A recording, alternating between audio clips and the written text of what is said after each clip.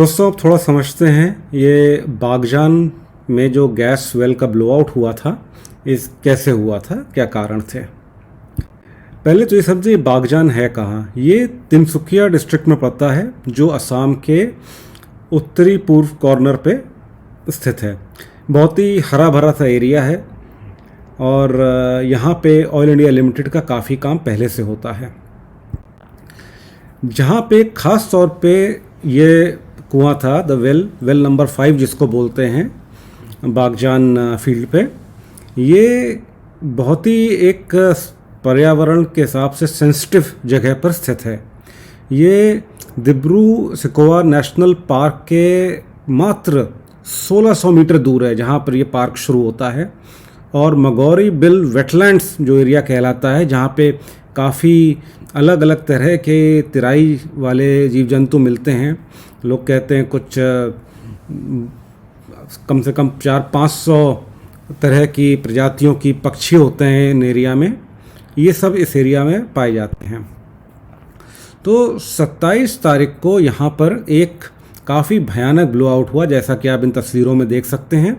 इसमें बहुत तेज़ी से गैस और कॉन्डेंसेट फैल रहा है। कॉन्डेंसेट मतलब बहुत ही महीन, बहुत ही बारीक तरह का हल्का तेल आप समझ लें।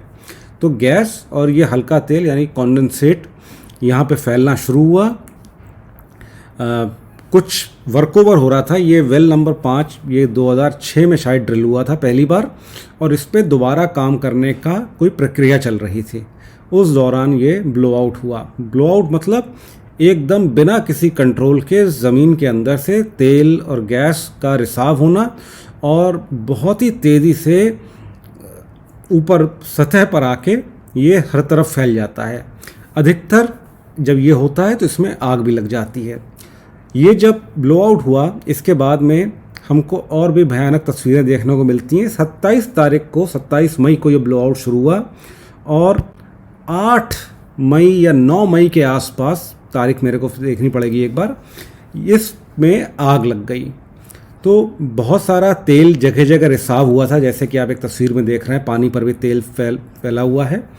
और जो गैस और तेल जगह जगह फैल गया था, उसमें अचानक आग लगने से ओरिजिनल ब्लो आउट के करीब 12 दिन बाद में ये आग लगी है। और इस आग को लगने से वहाँ पर काफ़ी जनमानस की हानि हुई है। वहाँ पर हमने देखा पास में ही रिवर डॉल्फिन्स हैं, जो कि जिनके की शव पाए गए, लोगों का पलायन हुआ, देख रहे हैं आप तस्वीरों में। ये काफ़ी भयावह सी स्थिति एक उत्पन्न हुई। जो कि ये ब्लो आउट हुआ, जब आग लगी, आप देख रहे हैं इस चित्र में, जो रिग थी, जो डेरेक उसकी ऊंची सी होती है, वो पूरी तरह से टूट के गिर चुकी है। और 2 फायर फाइटर्स ने, ऑयल इंडिया लिमिटेड के 2 फायर फाइटर्स इस पूरी घटनाक्रम में शहीद हुए। उनको अपनी जान से हाथ धोना पड़ा। कई लोग घायल भी हुए। तो असल में हुआ क्या, अब थोड़ा सा इस चित्र को ध्यान से देखिएगा।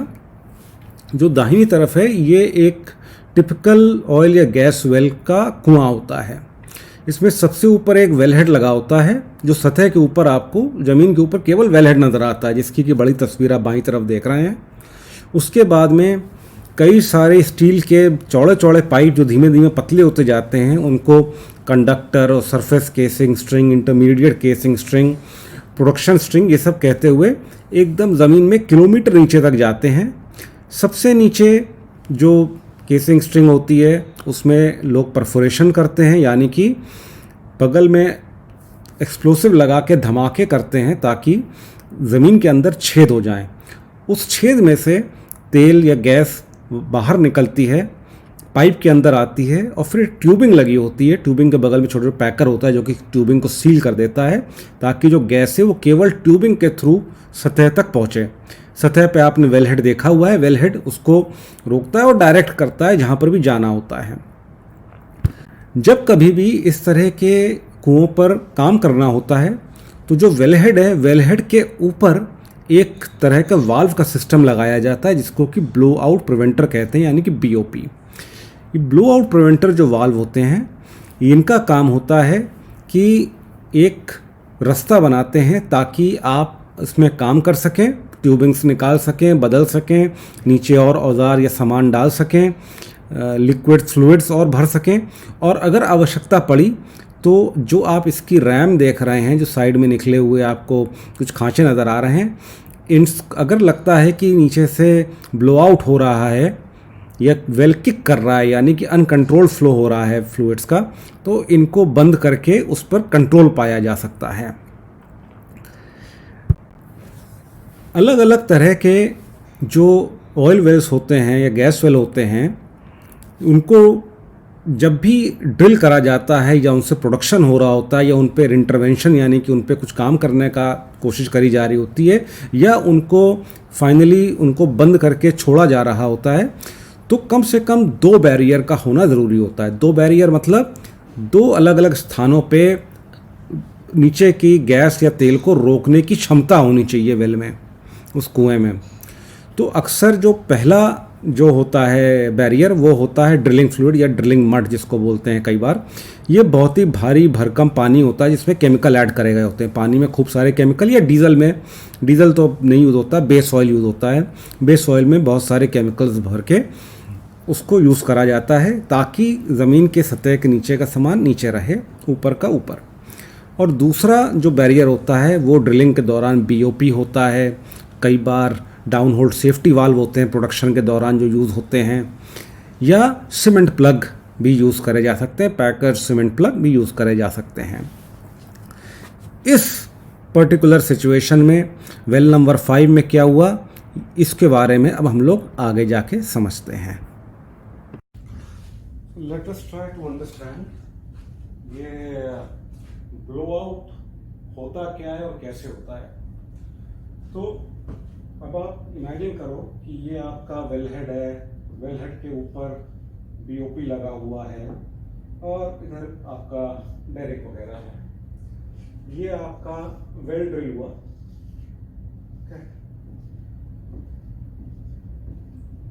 यहाँ पे इसको आप केसिंग समझ लीजिए, स्टील के बड़ा पाइप नीचे जा रहा है, और ये आपका हो गया ओपन होल। और प्रोडक्शन के लिए इसमें टिपिकली एक ट्यूबिंग जा रही होती है अंदर, और यहाँ पे परफोरेशन हुआ होता है, मतलब छेद किए होते हैं ब्लास्टिंग करके, जिससे कि तेल इधर से निकल रहा होता है। तो अब आपको जब इस पर वर्क ओवर करना होता है, आप कोशिश करते हैं कि यहाँ से जहाँ से तेल या गैस निकल रहा है अब इसको आइसोलेट कर दें।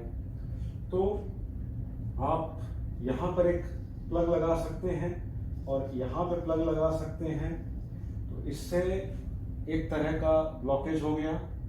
अगर आप इसमें प्लग अंदर ट्यूबिंग नहीं है तो आपको बस एक प्लग लगाना है जो कि सीमेंट प्लग कहलाता है। तो यहाँ पे आप एक सीमेंट प्लग लगा देते हैं, ठीक है। सीमेंट प्लग के को एक बैरियर माना जाएगा, आपको 2 बैरियर यूज करने होते हैं एटलीस्ट जब इस तरह की सिचुएशन हो। जो दूसरा बैरियर होता है जिसको एक्चुअली प्राइमरी बैरियर कहते हैं, ये सीमेंट प्लग आपका हुआ सेकेंडरी बैरियर। प्राइमरी बैरियर होता है जो इसमें ड्रिलिंग फ्लूइड भर देते हैं हम लोग। तो जितना प्रेशर ये एग्जर्ट कर रहा होता है, फॉर्मेशन जो कि पुश कर रहा होता है कि गैस और ऑयल ऊपर आए, उतना ही प्रेशर इस फ्लूइड को एग्जर्ट करना होता है नीचे, ताकि इसको काउंटर बैलेंस कर सके। एक बार जो आपने फ्लूइड भर दिया और आपको लग रहा है कि वेल स्टैटिक हो गया, उस समय आप यहाँ पे पाइप द्वारा सीमेंट प्लग लगाते हैं। सीमेंट प्लग आप एक लगा सकते हैं, मल्टीपल लगा सकते हैं। जो मुझे समझ में आता है स्पेसिफिक वेल में इन्होंने एक सीमेंट प्लग लगाया और इरादा था इनका कि इस जगह के ऊपर की तरफ यहां पर आके परफोरेशन करना था इनको बाद में। खैर, परफोरेशन की कहानी हम बाद में करेंगे, पहले इसको समझते हैं आगे। अब इन्होंने फ्लूइड भर दिया, ब्राइन भरी थी स्पेसिफिक केस में। ब्राइन मतलब सॉल्ट वाटर मान लीजिए, उसमें खूब सारा सॉल्ट ऐड करा गया ताकि वो बहुत हैवी हो जाए। इस फॉर्मेशन प्रेशर आप ध्यान रखिएगा, फॉर्मेशन प्रेशर आप अभी इस समय कई किलोमीटर नीचे हैं जमीन के। ओके, तो इतने ऊपर चट्टाने पत्थर सब भरे हुए हैं, उस सब का प्रेशर लग रहा होता है इस पे, उसको काउंटर करने के लिए हेवी फ्लूइड भरा जाता है तो उसको काउंटर कर सकें। जिस भी समय आपका कोई भी एक बैरियर खत्म होता है तो एक बैरियर बचता है, और अगर आपके दोनों बैरियर खत्म हो जाएंगे तो फिर ब्लो आउट होगा। इस सिचुएशन में क्या हुआ होगा, जो उम्मीद कर सकते हैं ये कि पहला जो सीमेंट प्लग लगा होगा, अगर वो सीमेंट ठीक से सूखी नहीं है और ये ध्यान नहीं रखा गया कि बराबर जो फ्लूइड इसमें गया है, अंदर भरा गया है, वो ट्यूब पे ही रुका है, कहीं इधर उधर तो नहीं जा रहा। क्योंकि अगर ये इसकी हाइट, इस फ्लूइड की हाइट कम हो जाती है, मान लीजिए यहाँ ऊपर तक भरने के बजाय ये केवल इस पॉइंट तक रह जाता है, क्यों? फ्लूइड गलती से इधर चला गया, कहीं और चला गया, तो उसकी हाइट कम होती जाएगी। तो जो इसका हाइड्रोस्टैटिक प्रेशर है वो कम हो जाएगा, फॉर्मेशन प्रेशर उसको ऊपर पुश करने लगेगा।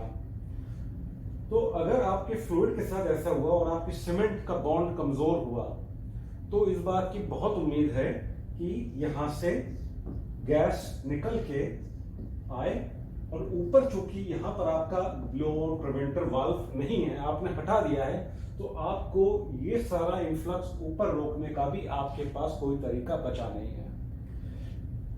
इस पर्टिकुलर केस में क्या हुआ होगा, हम जो उम्मीद लगाते हैं वो ये है कि सीमेंट प्लग ठीक नहीं लगा होगा, फ्लूइड थोड़ा ड्रेन कर गया होगा, हाइट कम होने से गैस और ऊपर बढ़ने लगती है, नीचे का प्रेशर, जब गैस ऊपर जाती है तो प्रेशर नीचे और बढ़ता है। साइड पे हो सकता है साइड पे कुछ फ्रैक्चर्स पड़ रहे हों, उस वजह से ये ब्लो आउट हुआ होगा। इसके एग्जैक्ट कारण आगे चल के ही मालूम पड़ेंगे। लापरवाही हो सकती है, कायदे से अगर पूरा समय नहीं दिया गया सीमेंट को सोखने में, वो एक लापरवाही होती है। दूसरी, आपको अगर इतना यकीन नहीं, क्योंकि ये वेल 2006 में ड्रिल करा हुआ था, आपको पता नहीं है कि अंदर जो केसिंग है वो कहीं यहाँ से करोडेड तो नहीं है, यहाँ से करोडेड तो नहीं है, ये सारे भी इश्यूज होते हैं जो देखने पड़ते हैं। और एक और जो सावधानी बरती जा सकती थी वो ये था कि वेल स्टैटिक होने का देखने का थोड़ा और इंतजार करते, देखते कि कहीं वाकई में ये फ्लूइड कहीं रिस्ट तो नहीं रहा। दूसरा था, आपने बता चुका हूं पहले कि सीमेंट सूखी या नहीं सूखी। तीसरा, आप ऊपर एक सेफ्टी वाल्व या दूसरा आप यहाँ पे एक प्लग लगा सकते थे। ओके, तो ये एक और आपके लिए बैरियर हो सकता था ऊपर का सामान खोलने से पहले। तो ये सब में से अगर कुछ भी और करा होता तो शायद ये स्थिति ना होती। इसका एग्जैक्ट कारण क्या है, क्यों ये हुआ? ह्यूमन एरर था, इक्विपमेंट की वजह से था, निर्देश गलत दिए गए ऑयल इंडिया की तरफ से या उनके कॉन्ट्रैक्टर्स की तरफ से। आई थिंक ये जब इन्वेस्टिगेशन पूरा होगा उसके बाद ही हम मालूम कर सकते हैं।